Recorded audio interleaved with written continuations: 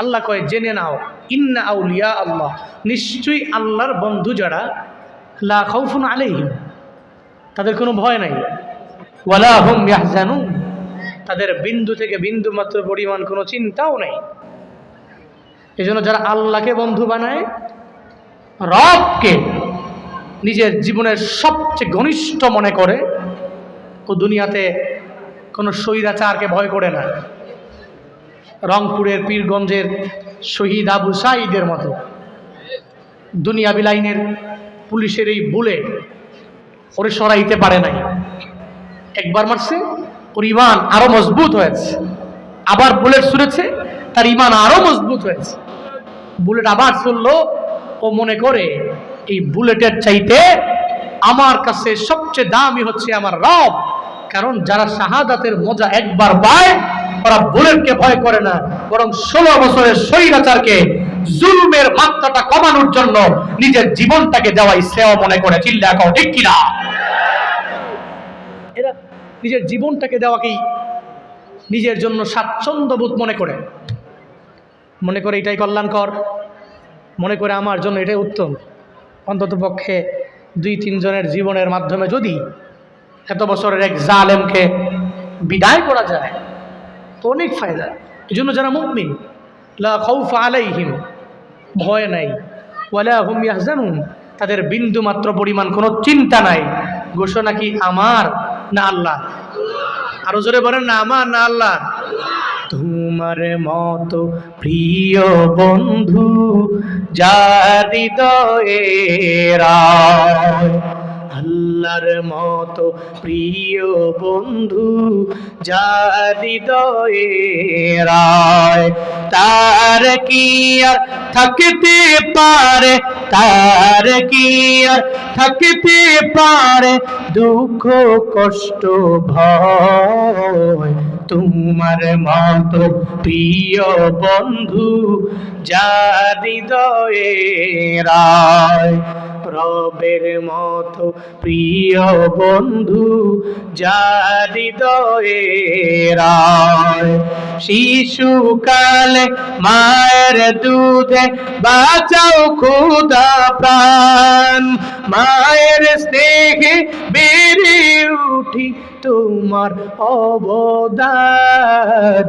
বন্ধু হয় ভালোবাসা, বন্ধু হয় ভালোবাসা, ছড়াও জগৎ ময়। তোমার মতো প্রিয় বন্ধু যার হৃদয়ে রায়, আল্লাহর মতো প্রিয় বন্ধু যার হৃদয়ে রায়, তার কি আর থাকতে পারে, তার কি আর থাকতে পারে দুঃখ চিন্তা ভয়। তোমার মতো প্রিয় বন্ধু যার হৃদয়ে রায়, আল্লাহর মতো প্রিয় বন্ধু যার হৃদয়ে রায়। ঠিক কিনা?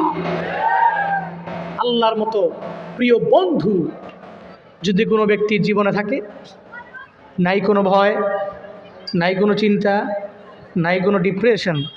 কারণ তার বন্ধুকে আওয়াজ দেয় না, বন্ধুকে শুনেন। মাগরিবের পর শক্তি কিন্তু এখনো আছে, রাত 12টার পরে হলে শক্তি কমতো। শক্তি কি আছে না নাই? স্বাভাবিক দৃষ্টিকোণ থেকে আপনাদের চাইতে আমি দুর্বল, আপনারা আমার চাইতে অনেক সবল। এজন্য কথা আমার একটু আসতে হইলেও আপনারা একটু জোরে বললেন, পারবেন তো ইনশাআল্লাহ? পড়েন সুবহানাল্লাহ, পড়েন আলহামদুলিল্লাহ, আরো জোরে চিল্লায় পড়েন আল্লাহু আকবার। তাহলে মুমিনের বন্ধুকে যদি বন্ধু বানায় উপকার আছে না নাই? এজন্য প্রশংসা জীবনে করব কার? গুণগান গাইব কার? আল্লাহ, মৃত্যু পর্যন্ত তোমার কৃতজ্ঞ বান্দা হিসাবে আমাদেরকে তুমি গড়ে তুলিও, মৃত্যু পর্যন্ত ইস্তেকামাত রাখিও। সকলেই চিল্লায়া পড়েন আমিন। খুতবায় একটি আয়াতে কারিমা তিলাওয়াত করলাম, যে আয়াতে আল্লাহ পাক বললেন, দুনিয়াতে কোনো ব্যক্তি যদি, আমার কোনো বান্দা যদি আদর্শবান হইতে চায়, তাহলে নবীরে ফলো করতে হবে। সে ফলো করবে কারে? সে ইতআত করবে কাকে? সে আনুগত্য করবে কারে? এ ব্যাপারে আল্লাহ পাক জানায়া দিয়েছেন। এখন কেউ যদি পণ্ডিতি কইরা নবীর অনুসরণ বাদ দিয়া যদি মেসিরে ফলো করে, এটা অসুবিধা নাই। মান তাশাব্বাহা বিকাউমিন ফাহুয়া মিনহুম। সে তারে পছন্দ করে, এর মতো চুল কাটে। নেইমারে পছন্দ করে, এর মতো চুল কাটে।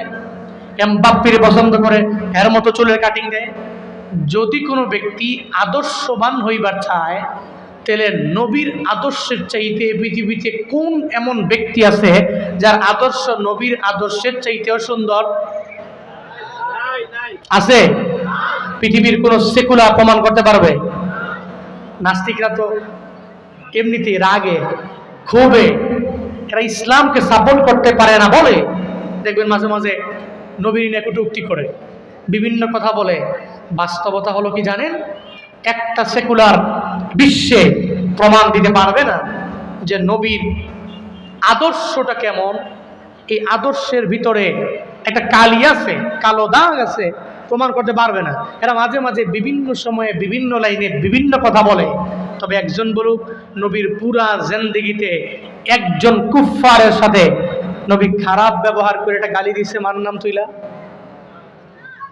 আছে কোনো প্রমাণ? আছে কোনো দলিল? নবীর পুরা জিন্দেগিতে একটা মিথ্যা আছে, কে প্রমাণ করতে পারবে? নবীর পুরো জিন্দেগিতে নবী একবার ওয়াদা করে ওয়াদা খেলাফ করেছেন, প্রমাণ দিতে পারবে? নবী আমানতের খেয়ানত করছেন, প্রমাণ দিতে পারবে? পারবে। এক কথায় মদিনাওয়ালা নবীর আদর্শের মতো এই পৃথিবীতে এত সুন্দর আদর্শের অধিকারী আর কারো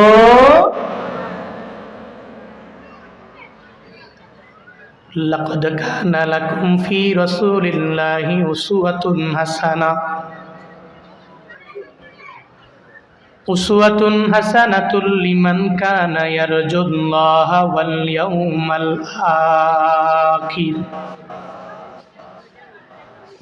ইয়াউমাল আখির ওয়া যাকারাল্লাহা কাসীরা। আল্লাহ বলেন, আই মানুষ, মদিনাওয়ালা নবীর মাঝেই তোমাদের জন্য রয়েছে উত্তম আদর্শ। ওই আদর্শে নিজের আদর্শবান বানায় নাও। যদি কোনো বান্দা আমার মাওলারে রাজি বানাইতে চায়, যদি কোনো বান্দা আখিরাতের দিনের প্রতি পরিপূর্ণ বিশ্বাস স্থাপন করে, বান্দা যদি আগায়, তাহলে আমার নবীরে ফলো করা লাগবে। ওই নবীর আদর্শে পরিপূর্ণ নিজের আদর্শবান বানানো লাগবে। কারণ নবীর আদর্শ এত সুন্দর, যদি কেউ মানে, মুফাসসিরিনে কেরামগণ জানায়া দিলেন আয়াতের ব্যাখ্যায়, কেউ যদি আমার নবীর ফলো করে দুনিয়ার মধ্যে চলাফেরা করে, আসমানের নিচে জমিনের উপরে ওর চাইতে দামি, ওর চাইতে সম্মানী আর কেউ হতে পারবে না। মায়ার নবীর আদর্শ বড় সুন্দর।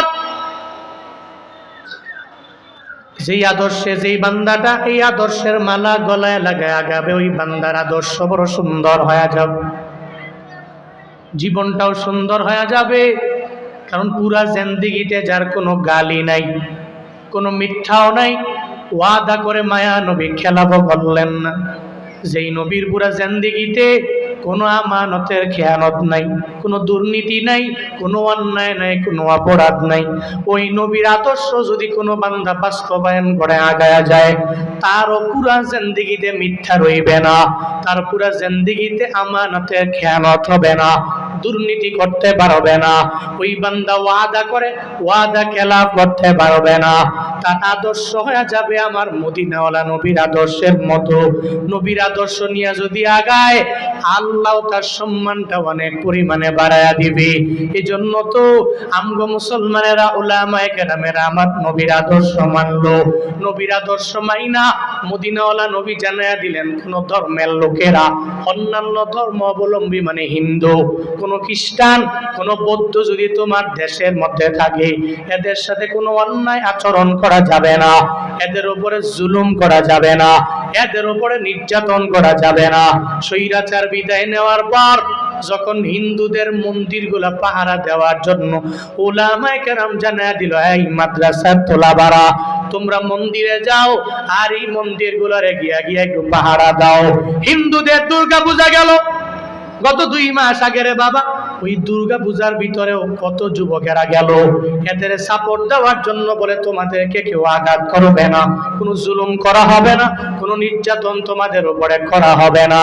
হিন্দুদের দুর্গা পূজায় আমার মুসলমানের সন্তানরা যাইয়া পাহারা দেয়, হিন্দুদের মন্দিরে যাইয়া মুসলমানের সন্তানেরা পাহারা দেয়, হিন্দুদের মন্দিরে মাদ্রাসা তুলাবা ইলমের দিনেরা সারা দিন লাগায়া মাদ্রাসার মধ্যে ক্লাস করে, এরপরে রাতে ঘুমায় না, ওই মন্দির পাহারা দেওয়ার জন্য যায় লাইনে লাইনে দাঁড়ায়, যাতে করে হিন্দুদের মন্দিরে কেউ বিন্দু থেকে বিন্দু মাত্র পরিমাণ কেউ আঘাত করতে না পারে।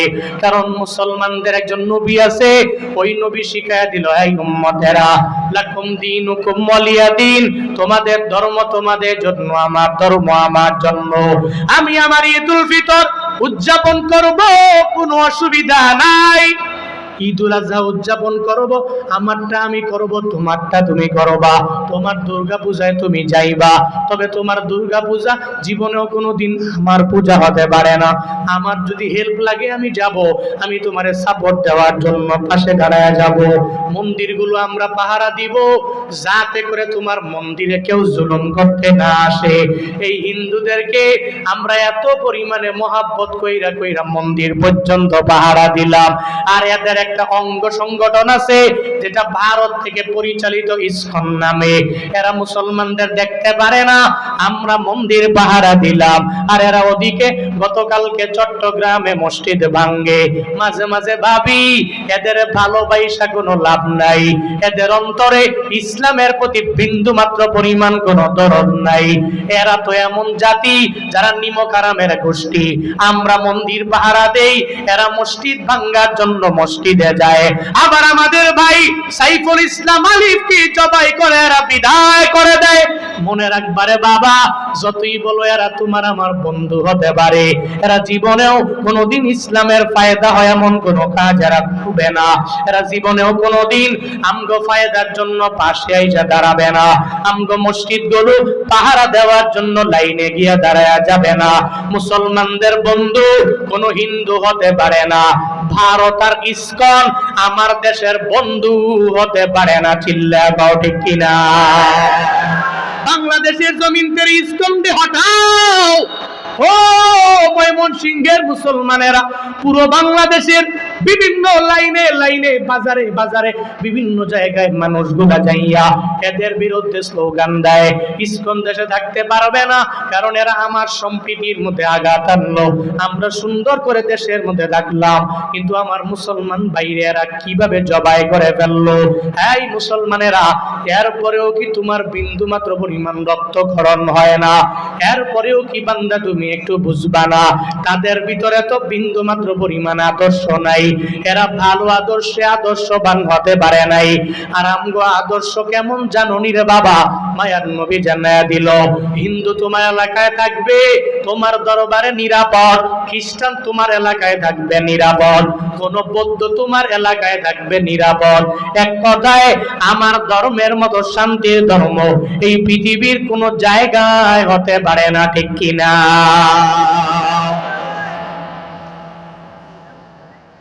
এই যে 3 মাস আগে নেপালে গেলাম, এই নেপালে যাওয়ার পরে রে বাবা আমি দেখলাম আমার ধর্মের মতো সুন্দর ধর্ম কোথাও নেই। বুঝতে পারি মাঝে মাঝে হিন্দুদের রাজ্যে গেলে, ইন্ডিয়া গেলে, নেপালের মধ্যে গেলে আমার ধর্মের মতো সুন্দর ধর্ম কোথাও খুঁজে পাওয়া যায় না। মুসলমানদের মতো এত সুন্দর আখলাক আচরণ পাওয়া যায় না। এই মুসলমানেরা, আমার মদিনা হলো নবীর আদর্শ মাইনা চলিও, সাবধান, জীবনে লাইনচ্যুত হওয়া যাবে না। আল্লাহ পাক বলেন, নবীর আদর্শের মাঝেই রয়েছে তোমাদের জন্য উত্তম আদর্শ। ওই উত্তম আদর্শ তুমি গ্রহণ করে বান্দা তুমি আগায়া যাও। কেমন আদর্শ মানবা? নবী রাস্তা দিয়ে কেমনে হাঁটলেন ওখানে ফলো করে নাও। নবী যদি ডান দিক দিয়ে হাঁটেন তো তুমিও নবীরে ফলো করে ডান দিকে হাঁটে যাও। নবীর জিন্দেগিতে যেহেতু মিথ্যা বলেন নাই, নবীর আদর্শ মানতে যাইয়া তুমিও মিথ্যা বলবা না। নবীর আদর্শ এমন পাক, আমার মদিনাওয়ালা নবীর আদর্শ এত পরিমাণে সুন্দর। এই সুন্দর আদর্শ দিয়া তোমার সমাজটারে পরিপূর্ণ গঠন করে নাও। আমগো দেশের ইন ফিউচারে যেই সমস্ত লিডারেরা নেতৃত্ব দিয়া দিবে আমার দেশে, ওই লিডারেরাও যদি আমার নবীর আদর্শের মালা গলায় লাগায় নেতামি করে, লিড দেয় যদি, আমার দেশটা সোনায় ভরপুর হয়ে যাবে, ঠিক কিনা?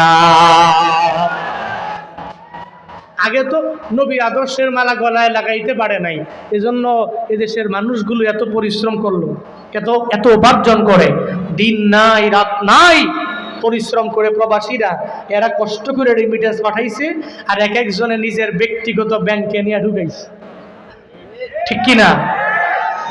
এক একজনের অ্যাকাউন্টে এত পরিমাণে টাকা, পদ্মা ব্রিজ এরকম 40টা করা যাবে, ঠিক কিনা?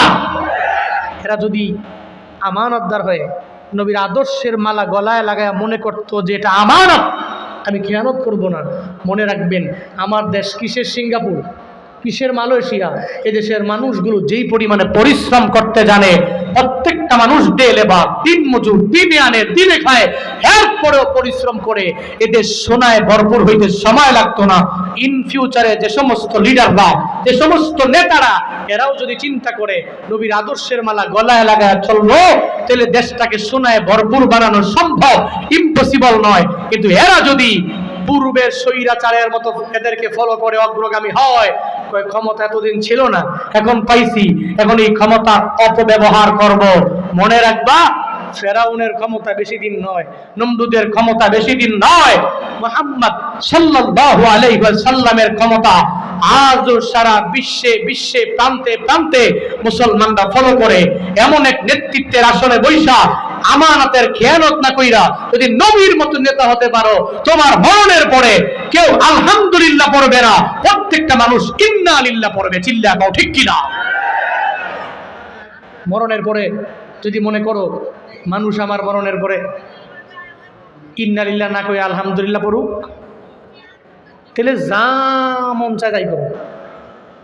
কিন্তু মনে রাখিও, একটা মানুষ মারা গেল, মানুষ মৃত্যুবরণের পরে, আরে কুকুর যদি মরে যায়, কুকুর মাঝে মাঝে রোড ঘাটে কুকুর মারা যায় না, দেখবেন কুকুর মরে গেছে, শিয়াল মরে গেছে, আর কুকুর যদি মরে যায় এরপরেও দেখবেন ড্রাইভাররা মারা গেছে, ড্রাইভাররা ইচ্ছা করে তার চাকাটা ওই কুকুরের উপর দিয়ে নেয় না। কেন নেয় না? আরে কুকুরটা মরে গেছে, ড্রাইভার দেখলে কয় আরে কুকুরটা মরে গেছে, মানে আফসুস করলো, কুকুরের উপর দিয়ে নেয় না, বরং কুকুরের দুই পাশ দিয়া চাকাটা যায়। কিন্তু তুমি আশরাফুল মাখলুক, পৃথিবীর সমস্ত মাখলুকাতের চাইতেও আরো দামি, আরো সম্মানিত হওয়ার পরেও তোমার মরণের পরে মানুষ কয় আলহামদুলিল্লাহ, কুকুর মরছে আফসুস করে, মানুষ মরছে আফসুস করে নাই। ভাবো একটু বালিশের সঙ্গে মাথা লাগায়া, এটা কেমন জীবন, কেমন জীবন এটা? কি লাভ হবে টাকা দিয়া, কি লাভ হবে বাড়ি দিয়া, কি লাভ হবে দামি 5-6টা 8টা গাড়ি দিয়া, কি লাভ হবে যদি আমার মরণের পরে মানুষ আলহামদুলিল্লাহ কয়?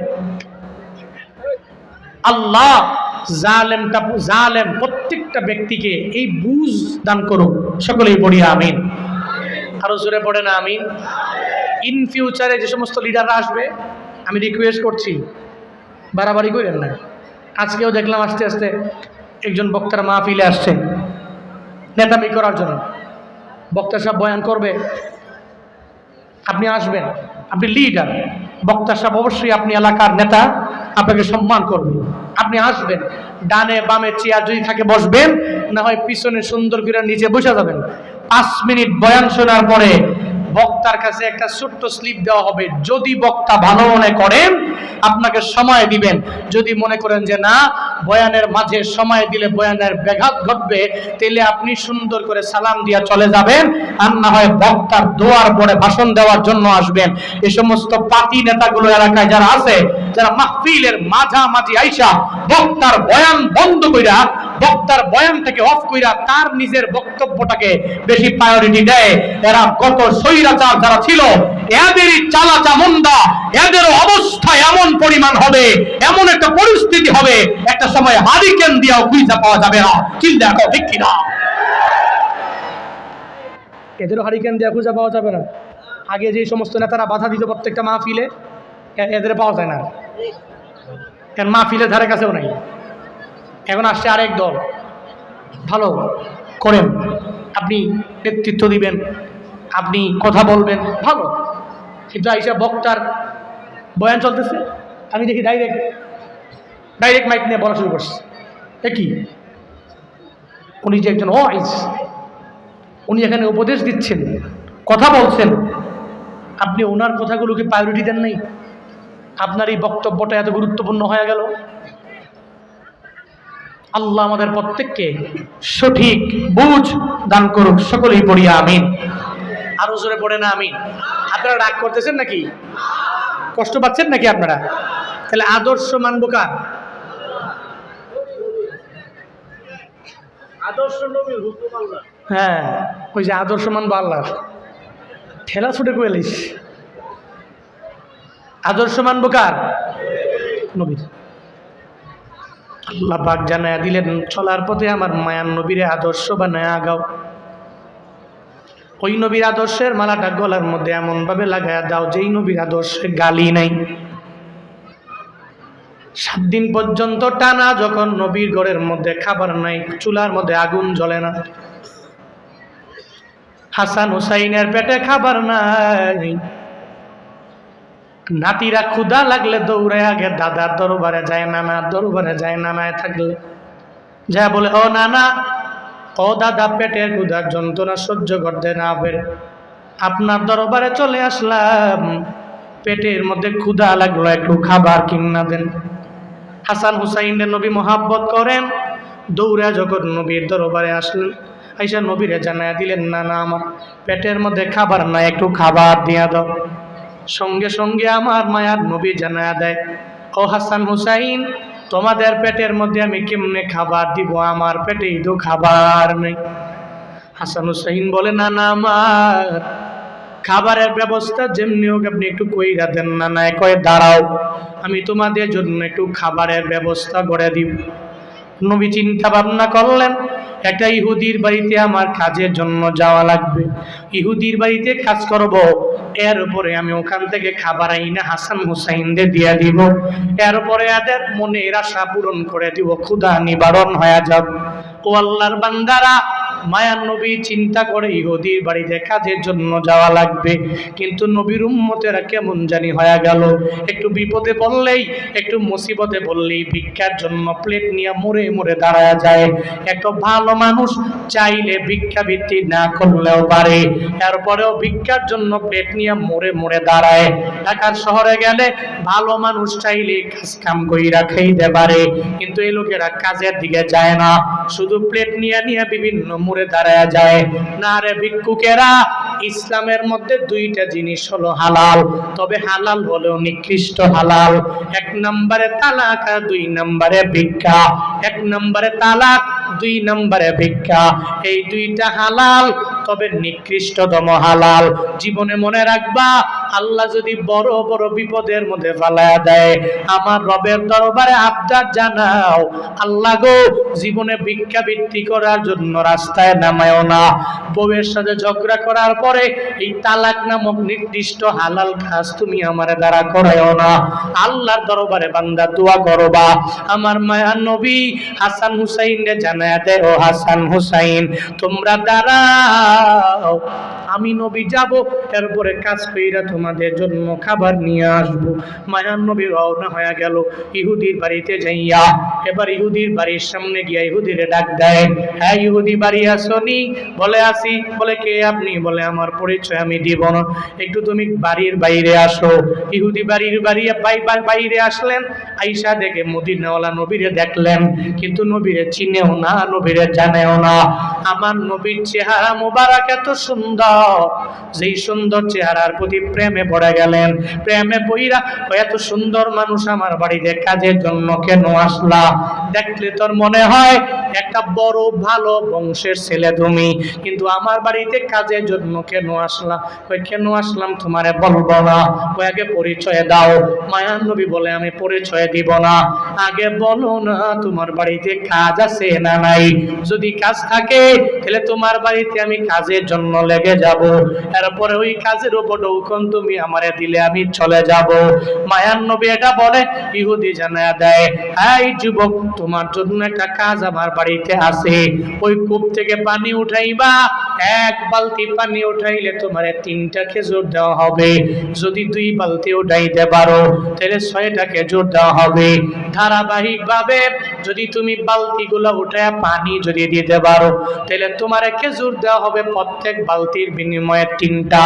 মায়ার নবী বলে দেয়, ও ইহুদি বালতি আমার হাতে দাও, আমি খুব বরাবর যায় তোমারে বালতি দিয়া পানি উঠায় দিব। মায়ার নবী বলার পরে বালতি যখন দিয়া দেয়, যখন রহমাতুল লিল আলামিন বালতি নিয়ে খুব বরাবর যায়, 1 বালতি পানি ওঠায়, 2 বালতি পানি ওঠায়, 3 বালতি পানি ওঠায়, এভাবে ধারাবাহিক 8 বালতি পানি ওঠানোর পরে 9 নাম্বার বালতিটা যখন রহমাতুল লিল আলামিন খুব বরাবর সারতে দেরি, সঙ্গে সঙ্গে ওই কূপের মধ্যে বালতিটা পড়ে গেল রশি ছিঁড়িয়া। ইহুদি দেখার পরে মদিনাওয়ালা নবীর প্রতি রাগান্বিত হইয়া তখন নবীর দরবারে আসে। আয়েশা বলে, এই যুবক তুমি ইচ্ছা করে কেন বালতিটা কূপের মধ্যে ফালাইয়া দিল? নবী কয়, না রে আমি ইচ্ছা করে বালতিটা ফালাই নাই। কয়, না তুমি ইচ্ছা করে আমার ক্ষতি করার জন্য আমার বাড়িতে আসলা। নবী আর পরে বলেন, না ইচ্ছা করে আমি বালতি ফালাই নাই, তোমার ক্ষতি করার জন্য তোমার বাড়ির মধ্যে আসি নাই। ইহুদি বারবার বলে, এই যুবক তুমি আমার বালতি ফালাই দিছো। নবী জানায় দেয় আমি ফালাই নাই। একটা পর্যায়ে যাইয়া নবীর প্রতি রাগান্বিত হয়ে যায়, ক্রোধান্বিত হয়ে যায়। সঙ্গে সঙ্গে আমার মায়া নবীর গাল মুবারকের মধ্যে ইহুদি জুড়ে একটা থাপ্পড় লাগায় দেয়। নবীর থাপ্পড় মারার পরে নবী সঙ্গে সঙ্গে ইহুদিরে বলে, রে ইহুদি আমার গালে থাপ্পড় মারলা, তুমি আমার রাগান্বিত হইয়া ক্রোধান্বিত হইয়া এই যে থাপ্পড় মারলা, আমার গালের মধ্যে গোশত নাই, খানার অভাবে ক্ষুধার যন্ত্রণায় গোশতগুলা শুকাইয়া আমার পরিপূর্ণভাবে হাড্ডি পর্যন্ত বের হয়ে গেল। তুমি আমার হাড্ডিতে থাপ্পড় মারার পরে হাতে ব্যথা পাইছো নি আমারে জানা।